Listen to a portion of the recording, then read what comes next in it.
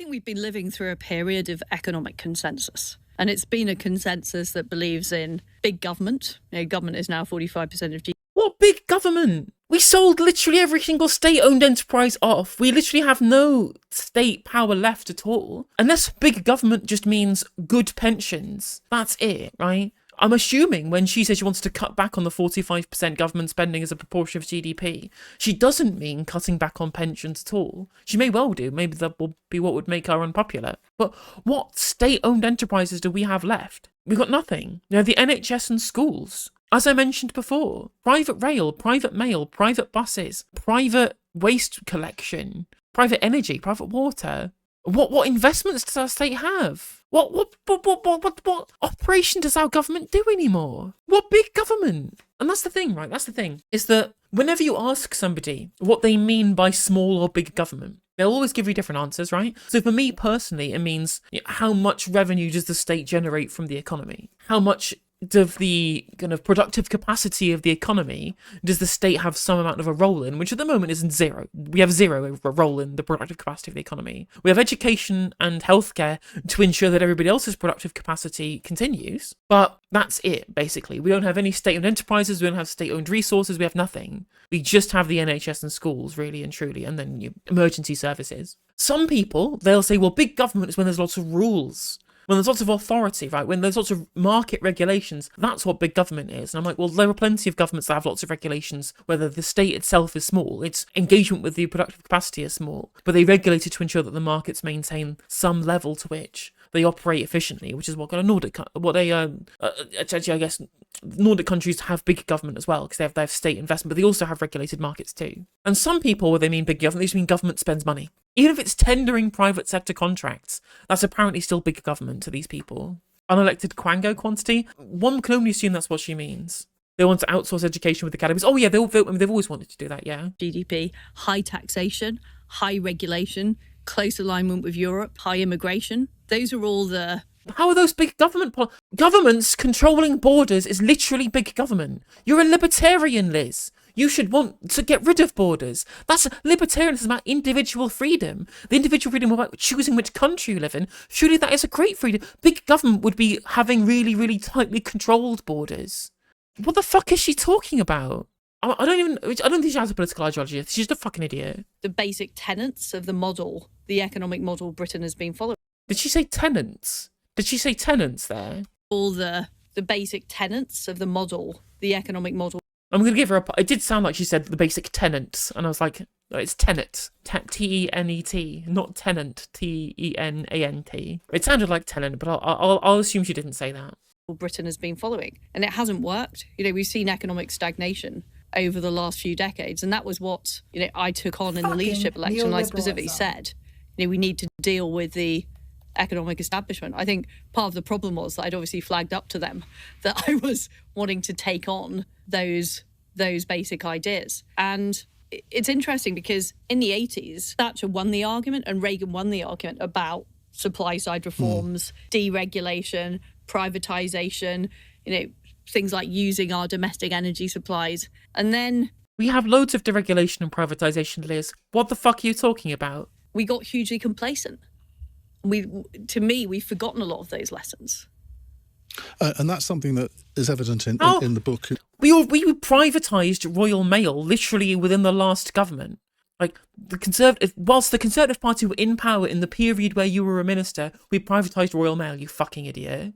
In many chapters where you're almost seeking to remind Conservatives what being a Conservative actually is, what it means. And you don't actually say it, I don't think, but you're almost accusing the Conservative Party of moving away from its core beliefs and core tenets to become some sort of amorphous blob that can include sort of people who aren't really Conservatives. Well, I think that we Conservatives have failed to make principled arguments for quite a long time. So we failed to argue for the free market economy. We've accepted a lot of the sort of social justice rhetoric of the left. We accepted sort of distributional economics. So I remember George Osborne boasting about how we've sort of rebalanced and we're making sure the poorer are better off relative to the richer.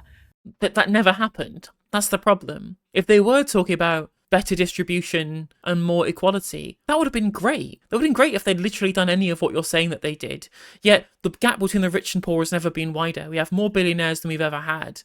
And the poorest people in society were literally democided by the Osborne administration. Unless you're saying, well, we've reduced the number of people in poverty, actually means we reduced them by socially murdering them, which is true. George Osborne did that. She's living in a different reality here. The George Osborne administration cut back on regulation. It gave huge amounts of money to the super rich already. It helped the country become even more unequal. The Conservative Party may have, in some cases, picked up a lot of social justice rhetoric. Theresa May certainly did, despite the fact none of that actually was made effort in policy. No policies were enacted that were part of that remit. That's why they keep talking about a fair welfare system, because fairness means nothing. It's a meaningless concept. If I could give one advice to people watching this, never talk about whether something is fair or not. Talk about what utility it serves. Talk about how you gain utility by implementing that policy, by having this ideology, by changing this part of how the economy functions. Don't call it more fair, because fair means different things to different people. Like, to a right-winger, for example, fairness means, well, it's unfair if you tax me to then give that money to somebody who does not work. Even though that's not how taxation works, let's assume that it does. Under their ideology, they believe that that's not fair. A left-winger might say, it's not fair that we have all these abundant resources and we don't share them with as many people as possible to maximise everybody's level of well-being. Neither of these are necessarily the correct way of looking at it. One's kind of virtue ethics, one kind of utilitarianism. I obviously am a left-winger. I believe that we should have all of the bountiful riches that we've been afforded by industrial society shared with as many people as possible. But right-wingers just don't believe that, because they have a different ideology. Not that many people will tell you that. They'll believe that all of politics is just people trying to be pragmatic and ideologies get in the way, but everything is ideology, of course. So just don't say fair. It's always subjective. It always means different things to different people. Just say why yours has more utility. I believe that under a society that we have at the moment, we have bountiful resources and you get more utility out of sharing them out more equally than having one person have all of it, because any extra you give that one person means less to them than it would mean to somebody who had nothing. That's a really simple way of arguing for the utility of distribution economics, as Liz Truss calls it, rather than there being a bigger pie. Because if somebody has all the pie, then it's fucking useless, isn't it? If you're making everybody poorer, that is going to be true. So and back when Cameron was talking about... And again, she's making a false dichotomy here. She's making a false statement that somehow by taxing more people, you're making more people poorer overall. When you look at some of the highest taxation societies that we have, Norway, Denmark, Sweden, Finland, Iceland, incredibly high taxation societies, they don't have low growth, they don't have low standards of living, they have much higher standards of living that we do more broadly, and actually they have more billionaires per capita than America does as well. And they have better levels of innovation. They have thriving market economies with huge levels of redistribution to ensure that everybody has a high standard of living. And she doesn't want that because it just doesn't fit in with what she believes as being fair or not. Again, because it's a useless metric. Sharing the proceeds of growth and general happiness. We stopped making the argument about economic growth and free markets actually delivering for everybody.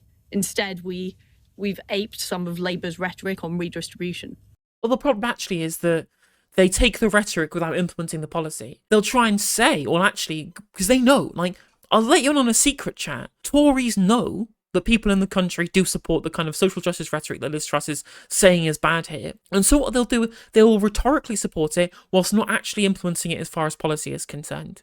They'll say, oh, we believe in ensuring that there's a safety net for people, and then they'll cut the safety net anyway. Or we believe that the rich should pay their fair share.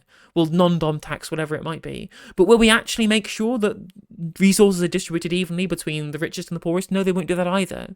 Liz Truss seems to have a problem with the fact people say it and don't mean it, rather than the fact that the policy just hasn't been implemented in that fashion. It just turns out the kind of austerity politics that George Osborne sports isn't pro-growth, because the monetarists were wrong. The Keynesians were right. We've always been right. It's the monetarists that created the mess that we're in at the moment, and they can't admit that they're wrong. They have to fit the square peg of everybody on the right has given up and have turned into liberals. Or at least social liberals rather than classical liberals. They have to make up this kind of headcanon with this square peg and shove it into the round hole that is the idea they have that monetarist economic analysis is correct and is objective when it just isn't, and it's been proven time and time and time and time again. Hey there, if you enjoyed the video, make sure that you like and leave a comment. That helps the video out in the algorithm. If you subscribe and ring the bell, it'll let you know when I go live. I stream every day on YouTube and Twitch. You can also follow all of my socials down in the description. And if you want to support me in a more financial manner, there's a join button for membership to just 99p to be a member on YouTube, as well as a Patreon, and there's some merch there as well. And hopefully I'll catch you on the next video. Take care.